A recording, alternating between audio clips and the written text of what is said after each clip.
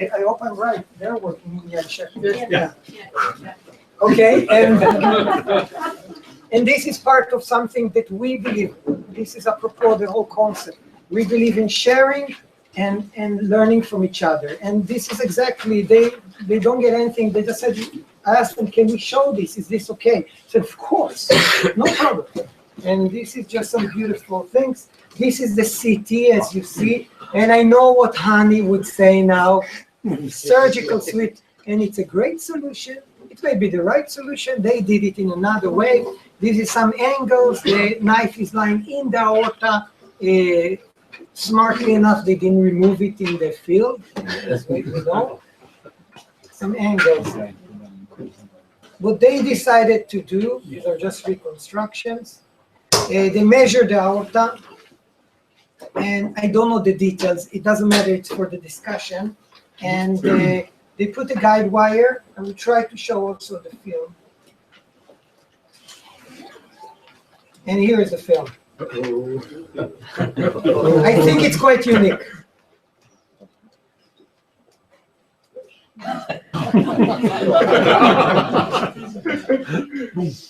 think they did a beautiful work.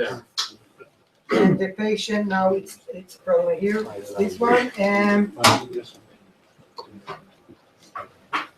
see if it works. This is the completion angio.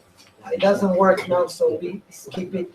But I think they had, she was released some days later. I think they had to do at the end some kind of a thoracotomy for evacuation of blood. But in this case, they succeed. We want to see the completion angle.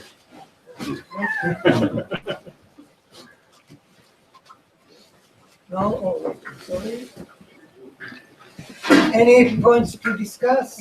Something we want to say? What was done there, Tom? Was it a really inflation or was it just stent? This is a stand graft. Yeah.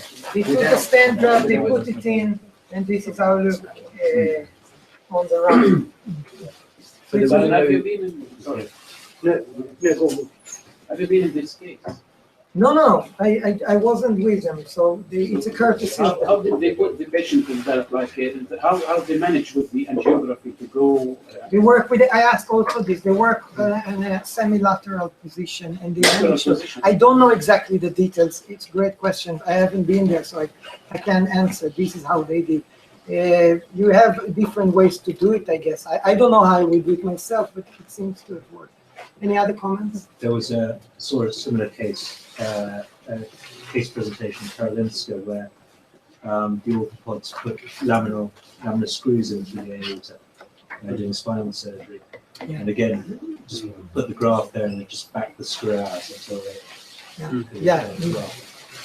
What did they do about the esophagus? Did they rule out any injury to the esophagus? I don't know. It's a great question, of course. And of course, this is why we're speaking about hybrid concept. Of course, we have to take care also about the hematoma, the esophagus, whatever organ. So endo is, I think that even Thomas will agree with me that it's not only endo. This is what not we're talking about. But it's the combination of the right methods for the right. I think whatever this is the best first step, and then they of course have to follow and see what happens, as you say, esophagus or other complications from thoracic. But that gives you an option to explore when you have the bleeding under control. I'm sorry, Linda, I just have to show one more, if it's okay. This is a patient lying now here. She's, I'm showing you because I don't think we know what to do. There are different options. Martin, we've discussed this case now. This is the CT.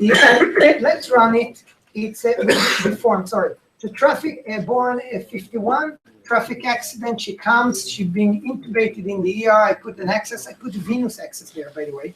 And then the surgeon in place asked him, shall I continue with because I want to put the said, wait a bit. So we waited, no problem. We did a CT. She was quite stable at this stage. And she got a thoracic drain. Didn't come any blood there at that time. She had horrible fracture here.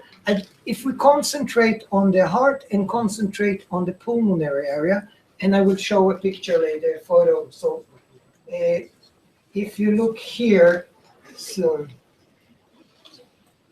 this is it. So this is a pulmonary right artery injury, and she has also liver bleeding, which could be dealt with conservatively. And I will just show this one.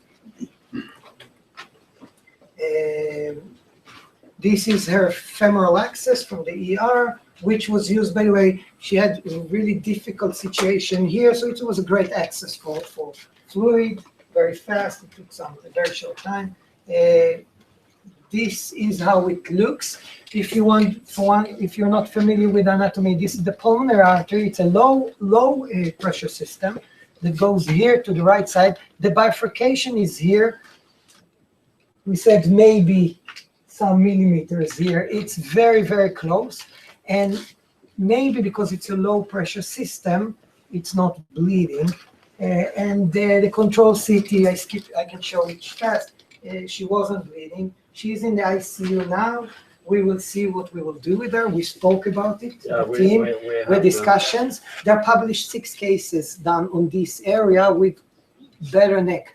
The thoracic surgeon said, absolute not. You cannot do it. If you want, we have to go in, cut the aorta, go behind and do the maneuver. And maybe we should do it. But I think that I think personally, that one, there is a total endovascular solution. I want you guys to comment on this.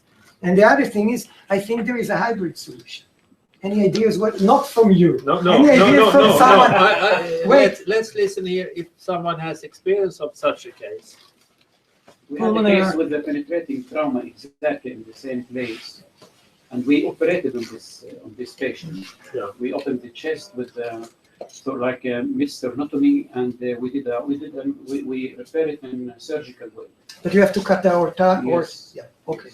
No, and I think, of course, this is a great option. Or any other comments? So this is an open repair. Any comments for endovascular? What can we think about? I think the industry should now see their chance. The patient is stable now, or stabilized? The patient was grafts. quite stable. She had also other hematoma here, the lungs contusion, the liver, it was stable, yeah, because she was bleeding, but she didn't, it stopped. So we didn't embolize the liver or anything. Didn't open her at that stage. Take care to the angiographies. Okay. Any solutions you might think about? What did your cardiologist say? We didn't ask them, but So they good don't point. do any pulmonary vein interventions? Yeah, but we can do it. You know, this is a swan guns. If you can put a swan guns, you can get there. So I don't think that is the problem. The problem is how to deliver a stent graft to that place. And I think that is the problem. We are not hesitating of coming there with a wire. That's not the big issue, but we have this first. Number one, is there an indication because it's a low pressure system? And two, we have discussed solutions of how to deliver a stent graft. I wake up one night and thought maybe we could find another solution. Before you go on, wait. To get there, Tomohiko, Martin, June, from the interventional radiologist side, what do you say to get there? Just to get there. No problem. I mean, that's just as when you do a pulmonary angiography. Yeah. That's you're up there in 2 minutes. So you think you can come, Tomohiko? You can come there. Okay. So you think you can come there in an acceptable time? Yeah. Okay, Johnny. Having zero experience with this, just having plucked this out of my head. To my mind, looking at swan gowns on plain film, it's curled round. And as a consequence, to get a stent graft around there might be a bit challenging. One of the thoughts of doing a sternotomy, which isn't a high mobility incision, and then puncturing the main pulmonary artery, the MPA, directly anteriorly, and then putting a stent graft in that way. Could doable maybe. We will. You haven't heard my. Wait before you speak. No, I'm just saying this is the kind of thing you can do, for example, on the pigs before you do this, Martin. The problem is that it's extremely short seeding zone towards the bifurcation. Here's the bifurcation. There is no No seeding zone. So I think Stancroft is not a great option, because if you have to cover the other lung, then you have a potential occlusion of the right lung if patency is a problem, and also you threaten the left lung, and then it's game over. Okay. So I would advocate, if you would go in there endovascularly, as we discussed, go in with a microcatheter into the lesion, and then cover the microcatheter with a bare stent and put in a coil, some Nestor coils. And this is the when I looked at it, it was probably 6 cases like this. But wait, Honey is standing there, and the patient is bleeding. She's not stable. I know that it's not bleeding everywhere. I have a solution. Maybe it's good, maybe it's bad. I don't know. But what do you say? Martin, can you help me? Get there, or someone, get there and put the balloon. Then let Honey open it. Would it be possible, do you think? From the intervention part. So I think Honey would like it, and then it's not bleeding when he's working. Probably it's a low pressure system. I don't know. I've never done it myself, so I don't know. It's a question. What do you say? Doesn't it feel dangerous to inflate a balloon just in the region where you have such a great vessel damage? Isn't there a risk that you get the tear to become larger if you inflate the balloon there? Maybe you don't inflate it and you wait to join open. Unstable. And wait to the point that you need it, which brings me to your case. Should we? But it's thoughts. We don't know what's right and what's wrong. It's thoughts. Did you hear about these thoughts? Now I'll do something else. The respect. I think there is a solution. It's in your direction, but I want to take it a step further. I want to avoid the stent. I would have double puncture, having 2 catheters in place, exactly as you say, have 1 catheter in the pseudoaneurysm, and then have another, deliver a balloon, temporarily inflate a balloon and inject onyx. I think we have done this in other situations with great results. I think that would work in this patient. Okay. Sounds like an elegant solution. The third option is to put in a framing coil. The framing coil forms a basket within the pseudoaneurysm. And within the framing coil, you put in conventional coils. Okay. Linda, let's continue.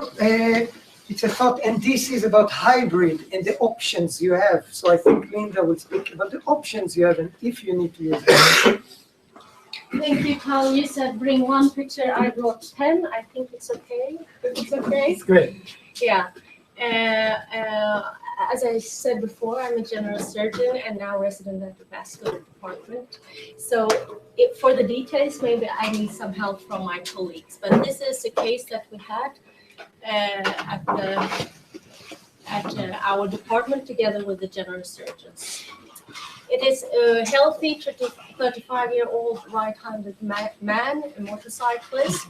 He came to the emergency department after pollution in 100 kilometers per hour, and he was found like 20 meters away from the car crash. And when he came to the ER, we have a trauma team. So when we have severely injured patients, we, of course, the surgeons, we don't have trauma surgeons in Sweden. We are general surgeons who are taking care of the trauma patients. But in our hospital, we have routine. If we have unstable patients, even the vascular surgeons should be on call and came down to the ER to have a discussion and maybe to do the balloon and everything that has to be done. But the surgeons are those who are leading the team, of course, and we are consultants for that part. But when he came, we were not, I don't know, something happened, but we were not, they didn't call us for this case. The thoracic surgeons were called down, but the vascular surgeons were not. But the patient was conscious and complained of central chest pain when he came. He was neurological totally stable, and he had good blood pressure, but he was a bit tachycard due maybe to the pain, and the saturation was 95%. So he was taken to a CT angio because he was stable, and it took 15 minutes down there.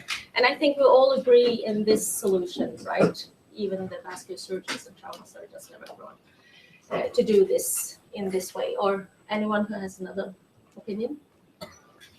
Did you do any other imaging? We had a chest X-ray. Down in the ER? No. We don't have that with me, unfortunately, but a very good question.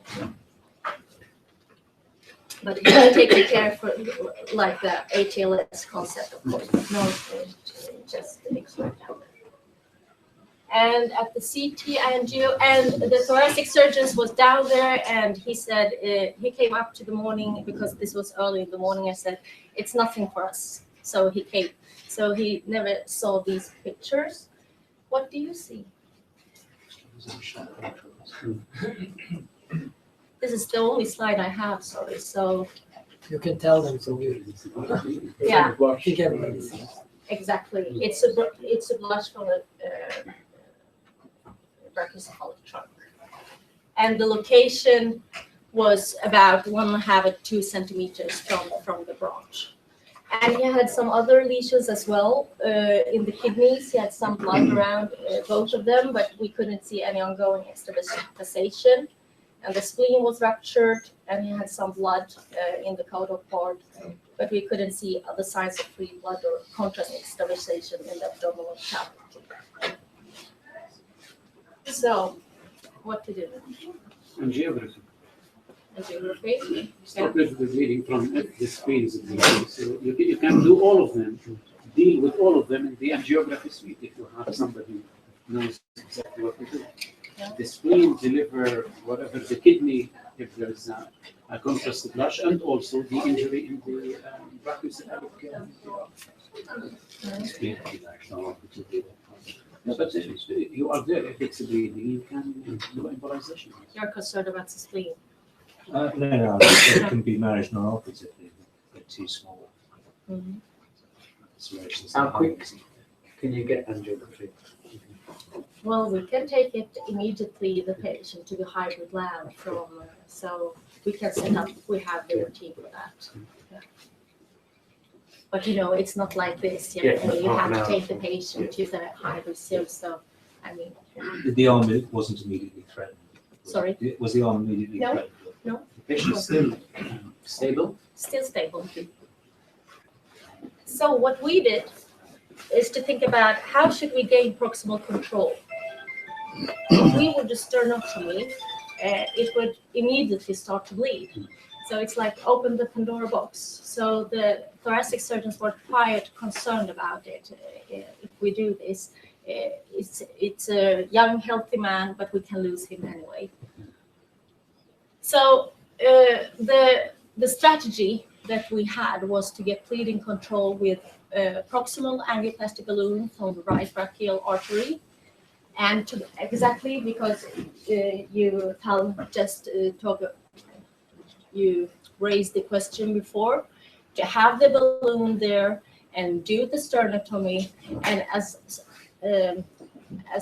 fast as they open the chest, to inflate the balloon to prevent the extravasation. So that was what we did. But shall we give the patient heparin?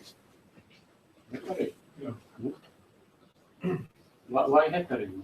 For the clotting with all the stents that we have and to occlusion. Yeah. This is a high flow vessel, so there is no need for heparin. And he has also a splenic injury and kidney injury. So by this, it's very dangerous that you start bleeding again from the spleen or from the kidney.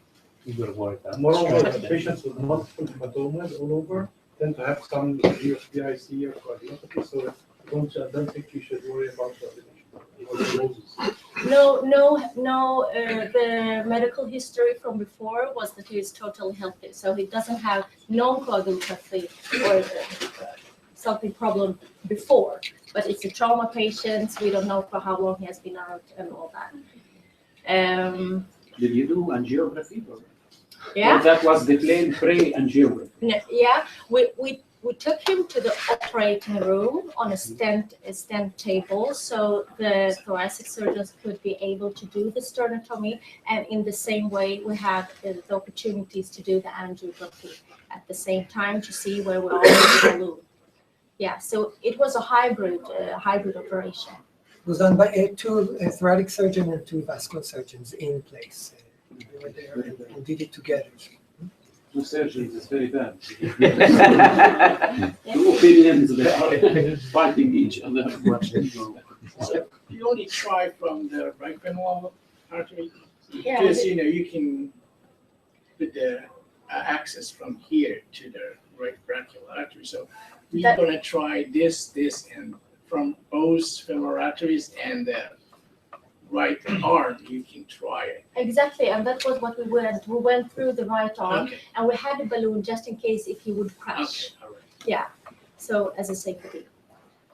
I'm curious, why not, and I appreciate that you would need to protect the right colon carotid. Why not just put a stent graft in his innominate? Why not just put a IBAN across that of an appropriate size Great question. and just exclude his pseudoaneurysm? And do a carotid bypass. Yeah, you'd have to. I mean, I would advocate getting operatively securing his common carotid so you don't push anything up, to minimize the risk of stroke. So the thing is, what you have to consider when you put a stent graft, and this is the landing zones, and that you have enough place to put a graft. Then you have to deal with the hematoma and all this, of course. But we consider this, and if I remember right, we said it's too short there. You have the colon, and we want to preserve the places. Am I right, Art? We considered this also, and access. We had access then. So The other problem was that the different diameters of the vessel. and exactly the next point, when you have a conic shape, another issue. Then you have to go for the sandwich technique to preserve both, and it's going to bleed. You've got a hole in the vessel. Why did you choose to go to by the brachial artery and not by the femoral artery when you have intra-abdominal injury? You have something like the spleen, the kidney.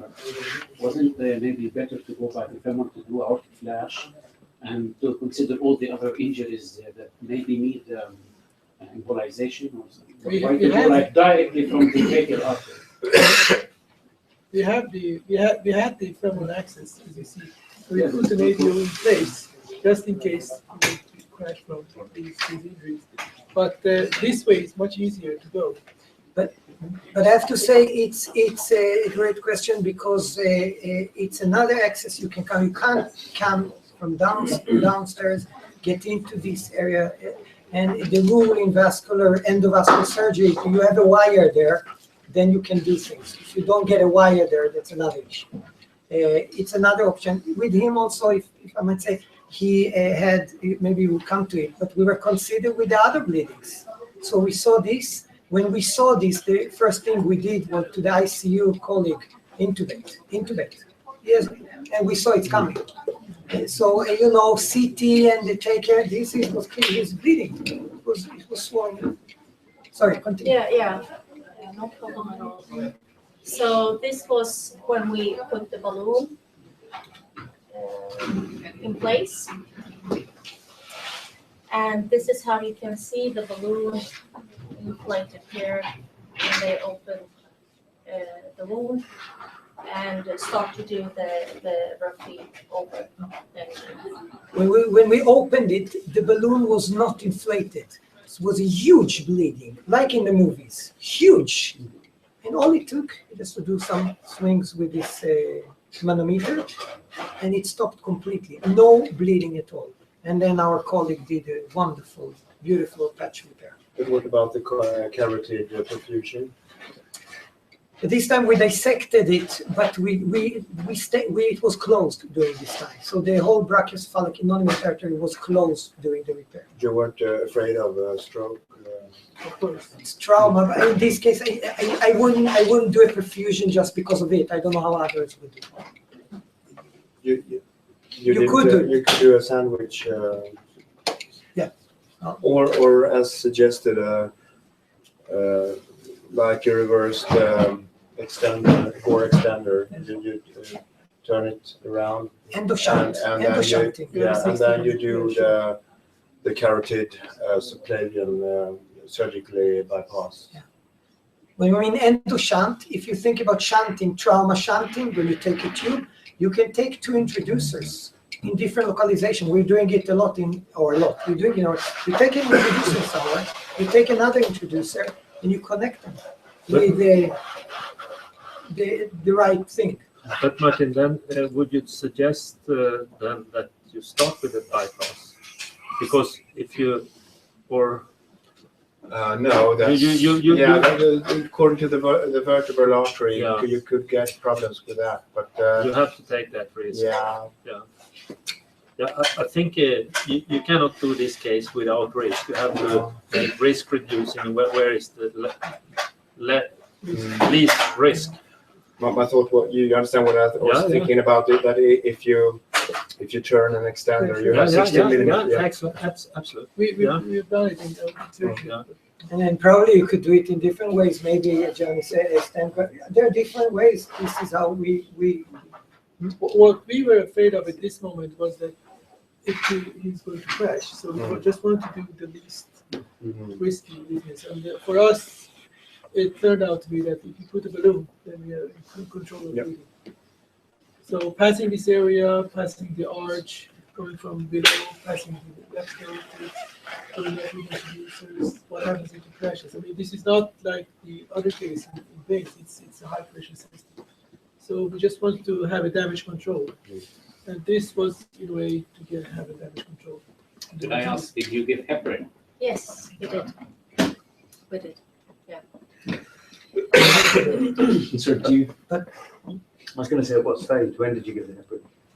When exactly did we give the heparin towel? we don't Was remember. it- After the patch, I don't remember the details.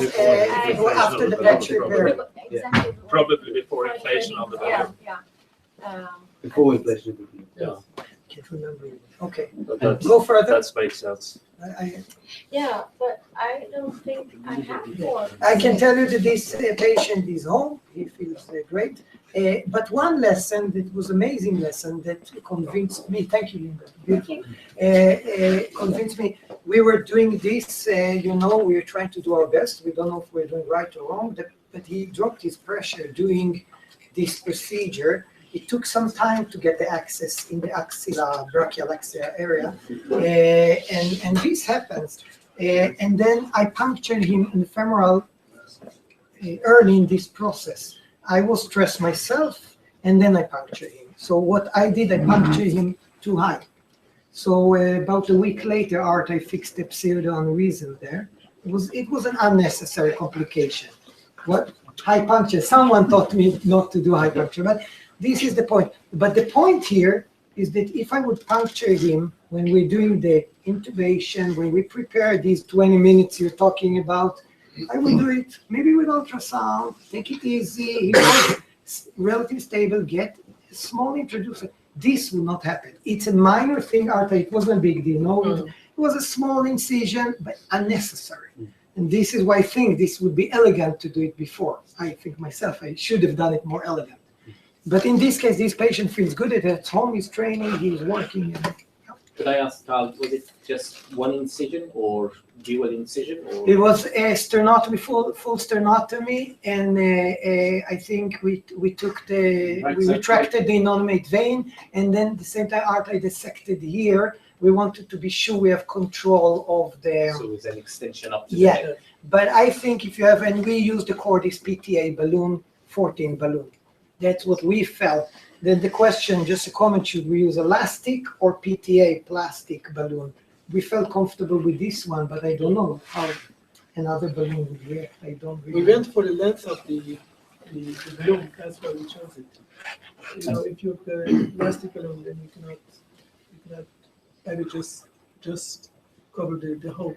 That's why we shows that. Just got a case now from, I think I got a case now. Yeah, this one. Did you do a patch repair of the Yes, and directly onto the sewn directly onto the balloon? yes, Actually, it was no problem. It's not- It was for the cardiac surgeons. Yeah, But can you I get just this have to there stress line that here? before we went to the operation, I think the it's patient was just- taken to the intensive care Okay. unit first. We had a multidisciplinary Is it this conference one? with You- the general you surgeons sent because they owe the patient the 21st hours. It's always the general surgeons. So we had a team conference with the general surgeons, the heart surgeons, the cardiac, and the vascular surgeons to discuss how to approach. So it's very important to have these team discussions and to understand each other because the heart surgeons are not very, they are not vascular skilled, so they don't have this option of doing both open and vascular solution. So the patient was taken before to the ICU. Yes, Why did you do this? it was, When he's bleeding from He was- the artery.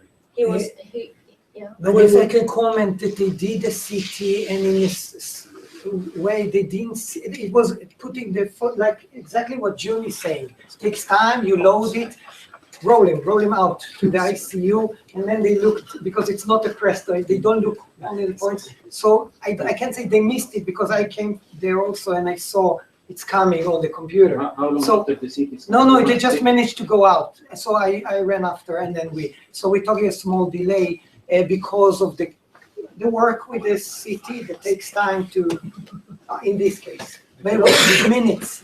It's interesting all the points that everyone's coming up with that relate to the system. So actually, if we're going to innovate with balloons and endovascular stuff, the system needs to change a little bit as well, doesn't it? About, how you have conferences with people and which area you go to and how you shorten balloon times and how you deal with clot. The I think- system has to deal Yeah, with the it as system, well and as then you have the- to consider for example, CT scan, this CT scan takes like to do the scan. Yeah. And then when it's completed, you start to take a look at the photos. What do you do with the patient? He's here in the CT. Yeah. So I think this was a wise decision. He should not stay on the table, take him somewhere. Yeah. And where to take him? They took him to the ICU, which they felt this was a good place to start because we didn't know he wasn't swollen there. When I come to him, he's swollen in front of me. So clinical decision, right or wrong. Yes. Okay, this is not actually a case of mine or where I got my training, but this case was presented in Figure 1 application, if anyone is using Figure 1. It's a very good medical application. So this case actually is, as was written below the pictures, this is a 25-year-old female patient who was stabbed in the back. She arrived to the ER, she was stable, vital signs were stable, and she was talking, breathing, everything's fine. So what was done is they reverted the way Dr. Sami? Hani, yes, your way, they reverted the open way. So I thought it might be interesting if I get your opinions about what's the best way to, if you have this patient stable vital signs or not stable vital signs, what's the best thing to be done? I don't know. I'm just asking. I just reinforce what Hani have said. Just you can access the femoral vessels with the patient not necessarily to be supine. They can be in the degree of a lateral position. That's not a problem. Vascular wise. So they said it was an advantage. First of all, they did something. They took the patient to the CT. Yes, they did. And you, Because they wanted the photo. It's beautiful photo. You want the yeah, photo. no extravasation. You have the knife. So they decided to go for open repair, maybe because of this problem that you cannot lie the patient on her back. Maybe, I don't know. So how old was the patient? I think 25. 25. Okay. Female patient, medically free.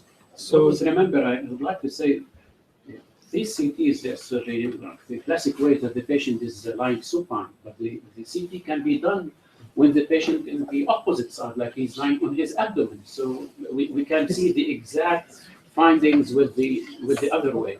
You can do the CT, but can you do the interventional radiology? My concern, my comment on this photo was, why didn't you do it on the interventional radiology department? Can any interventional radiologist do such a case?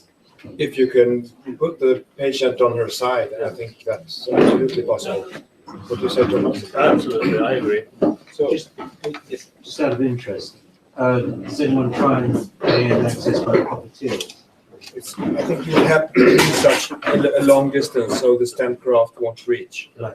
It won't reach up to the area. Let me, Thought. let me reinforce. We've got been asked by the orthopedic surgeon numerous times, I would say, not numerous, patient for a DHS. They were lying on the side. They were drilling into the profunda. Bleeding was there. They ask you, patient is bleeding, come and help us. And you've got the patient in that position. You still can access the femoral vessels. You can access the common femoral. You can scoop and get control of the SFA and the profunda. So I had two cases, but the injury is the same with impediment injury. Means that the patient will come with the knife or wherever, but it was in the lower. The knife was from the back in the area of the abdomen, within the CT and so on. But after that, in the operating room, we needed to operate the patient because it's not always the aorta. There's the aorta and small bowel and duodenum and so on. So we took two OR tables, okay, and we put the patient in the two OR tables, and when the knife is in the middle between the both of them, and we open the abdomen. So that's a valid option. Oh, that's nice. Okay, so what would be done? The cover stent or balloon inflation? I will position provisionally a balloon to be staying there first of all. I will get a catheter in, get a wire ready after measuring. And you remove the knife slowly? And then, as long as I've got everything ready to deploy a balloon, then I can gradually, then you can take the knife with the balloon stent even ready to deploy it. It needs to be. Things would be, yeah. Yeah, there is some other options, exactly. I have to say that one thing is, as Ani is saying, and all of us know, of course, you have to look at other injuries. So I'm not sure it's preventable with thoracotomy or laparotomy, or it's not the point, but it could be wise to get a wire. In our view, it's always good to get a wire. And you can get it, as June is saying, there are people doing Riboa from above. I think, Thomas, what do you say? We don't, I never did it in acute situation. It takes a bit more time, but it's possible. And there is even done some work in Brazil about it, in some experiments. But so it's possible. And then one more comment, that this wire and balloon can be helpful if you get in trouble. So it's maybe not bad to have it there, to have a balloon, do the open surgery, but maybe you can get difficulties somewhere on the way, then you have another instrument to put the balloon, continue and do the open repair. I don't know. This is a very nasty place. It is between the thoraco-abdominal region. It's between the thorax and the abdomen, and it's not easy. And it's a posterior wall as well.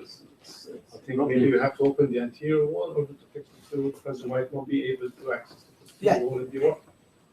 And if you open, that would be also a good consideration to get to, if it's on the posterior wall, then you have another option to do something until you get there and you feel comfortable. And this has to do with vena cava stab wounds. Yes, You need to Because open you have the to lift anterior it. wall to get to Yeah. the posterior. Yeah, Walk through the posterior wall, exactly. So But may I ask, what's wrong with the stent graft? Nothing. maybe you don't have it in your hospital? Yeah, I'm just asking. If you have it, use it. So if that penetrating injury was just a tiny bit lower, then you'd be running into difficulty with the ceiling zone between where the celiacs come off. Would you? And then would there be an endovascular option then if you were getting towards? You mean if it is close to the celiac trunk? Yeah. Yeah, there are options, but they are more complicated, of course. But then I think even open surgery is also more complicated. Yes. So I think in a way that's how we have learned it, but we are extreme, as you know, on aortic. If it's hard endovascular, it's even harder for us in open repair with our skill, so to say. So in a way, we always when we discuss tricky cases, we don't say we will not do it open repair, but in the end, we land in endovascular solutions. That's how it works. Yeah. It's not forbidden to do open repair, but we haven't done a ruptured aneurysm since 7 years ago. It was the last one. It's not forbidden. Non-mortality numbers are very relative low and very low exclusion rate. This is how we work here. Good or bad, but this is how we do. Okay, anything more about this? Thank you. Okay, thank you so much. Okay.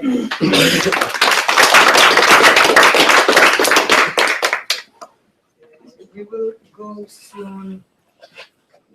Yeah, this is something interesting.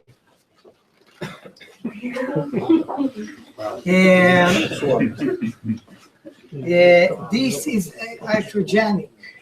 But I think from this you can think about how you do it. Again, maybe I wouldn't, maybe I did. This guy got, it's a very simple problem. He got a big catheter in his artery instead of the vein. Subclavian? Yeah. It was quite big. Now I don't remember. Some of the small ones probably you can just take away. And this really obese and huge comorbidities with COPD, huge problems. And my reaction when I saw him, wow, this I wouldn't like to open. I wouldn't want to stand there. You see what the nurse is doing.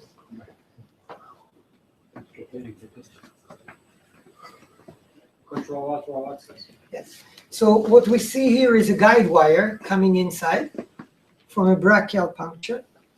Don't remember if I did it with ultrasound or not.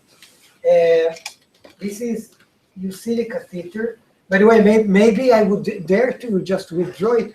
I think he was on a high anticoagulation. It was something, I don't remember now all the details, but I didn't want to take it just like this. And I was called as a consult, help us solve the problem.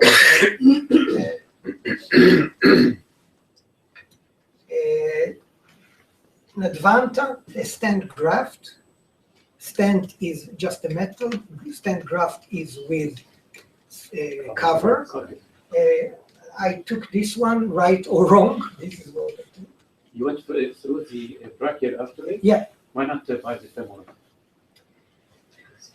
Yeah, I don't know. It was easy. You saw his stomach.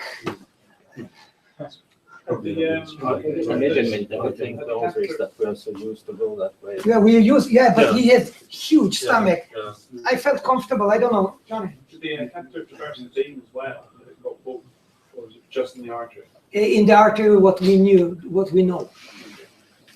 Yeah,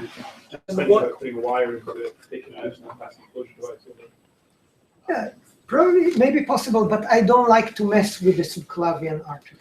I'm afraid of the subclavian artery. If I mess it up, I'm afraid of the subclavian and the SMA. I mean, maybe because of them, but I'm afraid of it. I think that this is the safest route to come to the target, going from the arm. It was one puncture. It took, I can't say 20 seconds. You do it in, Rita, you do it in 20 seconds. Take me 5 minutes. But it was no rush. He's not bleeding. He's okay. I didn't rush. Victor? So I'm just seeing one case like this with accidental subclavian artery catheterization, and it was an access from contralateral brachial artery. So using seam catheter to catheterize it, just a hook in the aortic arch, and for control, just to have a balloon just in case, and then they removed this catheter from the injured artery and over their wire, and just used an angioseal. And that's all. No need to put. And probably angioseal, and all of them, some of them have plates under, so you take a plate and it closes the vessel. I'm a bit afraid because we saw also complication with angioseals.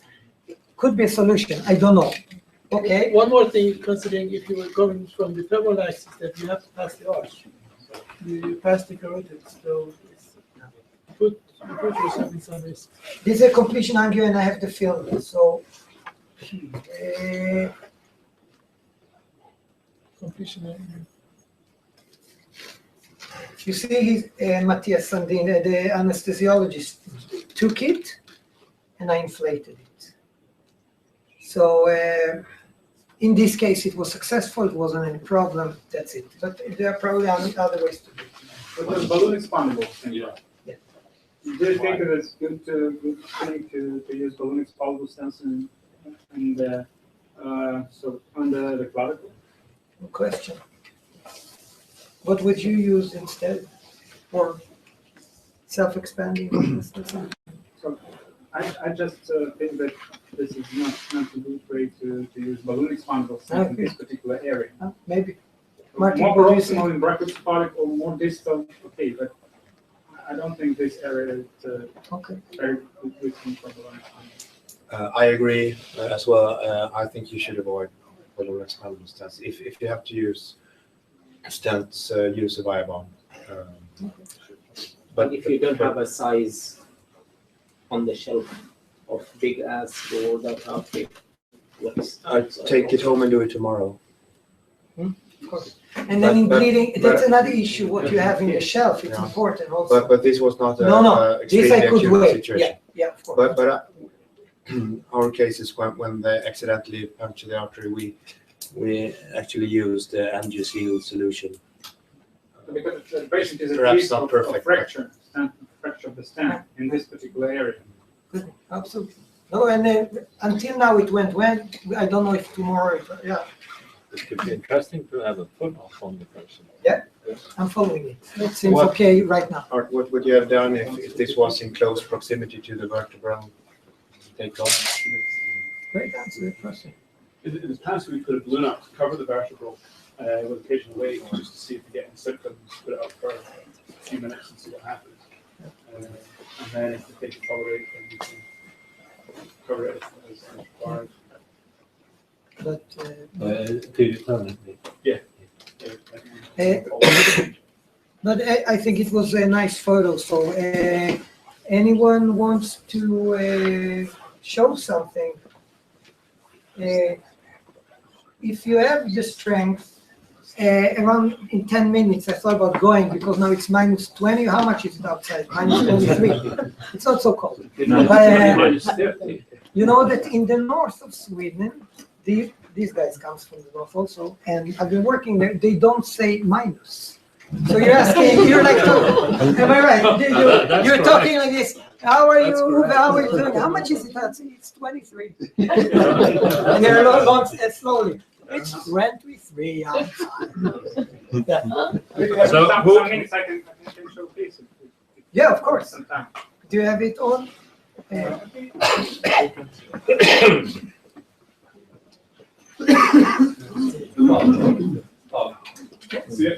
See you later. Oh, can I show just a short one before? Okay. Just a short one. just appetizer. This is the partial ABO. It's now accepted. It's in press. But just to see, I will repeat it because I think it's a nice movie, and I managed to give the. This is a Reboa. This is a trauma Reboa. He's holding. This is an equalizer. And What is in the syringe? Wait, when I put it, I have to say about the mistakes because how I will learn from it. I didn't put the 3 ways stopcock. I forgot. So in this situation, we have a resident that holds it. He cannot leave it because if he leaves it, it will fall down. And so, but this patient now in the ICU, he will still be crushed. Interesting, the CT did not show so much bleeding, which comes to another question, to the arterial CT, or maybe you should do also the venous CT. He didn't have a huge hematoma. Where? Ongoing CPR, Lucas, we took him up, he crushes, and then we hold him. And the guy is looking at the monitor. When he released, he went down to 40, and we couldn't hold him. And instantly, I said, hold him on 90 systolic. I don't even know why. Maybe 80, maybe I don't know. But we held him, and then we did the rest, which was open surgery with X-fix, with preperitoneal packing. He did.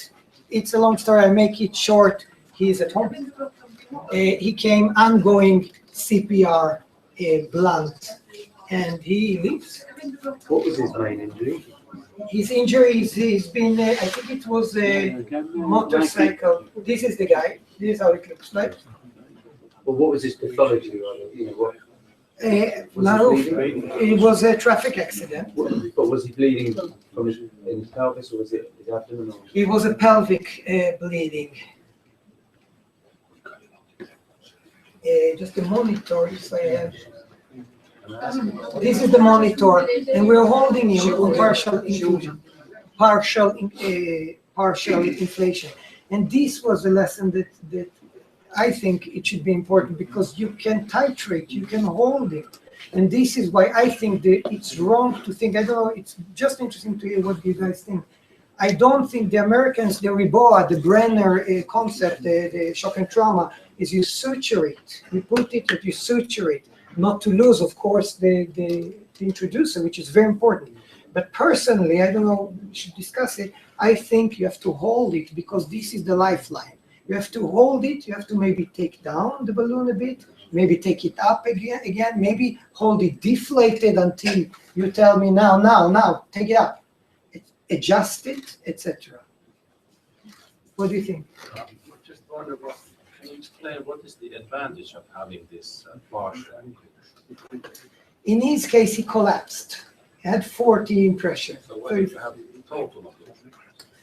Total occlusion, we know that the total occlusion, first it depends on zone 1, zone 2, zone 3. There are more in this story that I can tell later on, but in general, the ischemia type and reperfusion. So we know that some of them, and we see in the registry also, some of them get the complication from the time of the balloon. This we know from open surgery, of course, the calamity. And there are some publications, of course, about the occlusion time. You can have longer time in zone 3, a bit less time. But zone 2 is considered a no zone, pararenal. And I don't believe in this, because if we do like in the aortas, partial occlusion, you allow to hold the patient in some until you get a solution.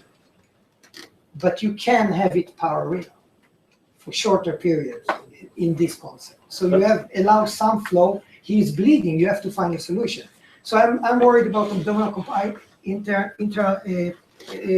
hypertension, abdominal compartment syndrome, of course, ischemia. What was the level of the balloon here? This balloon was first in level zone 1, then in zone 3, and it was looped, which is another problem. It was looped, the balloon. I had a complication with the balloon. What happened to this guy in the end? Did he make it? Or? Yeah, he's at home. They do clot as well, even the coagulopathic ones. Some of them do clot. But I just consider about the abdominal compartment syndrome, because it's still bleeding all the time. And the more bleed you get, the bigger risk. Yeah. Can I ask you?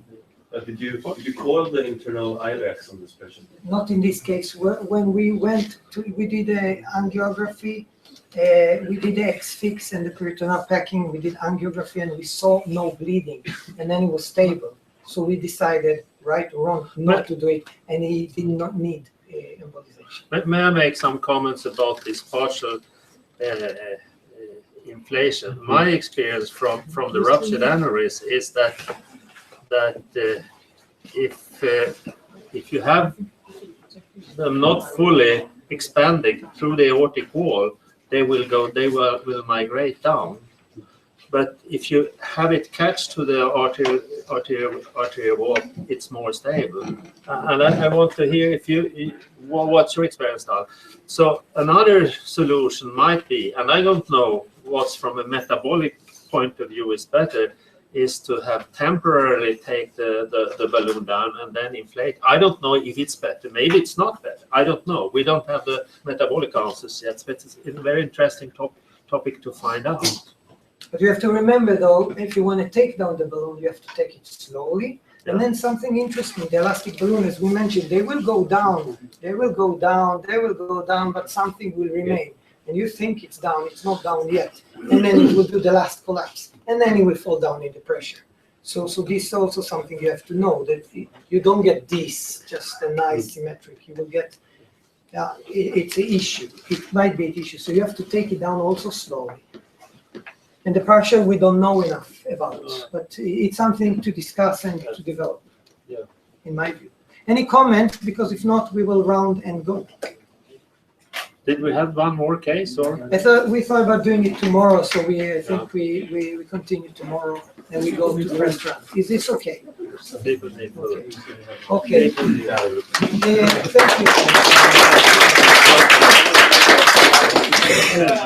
Thank you.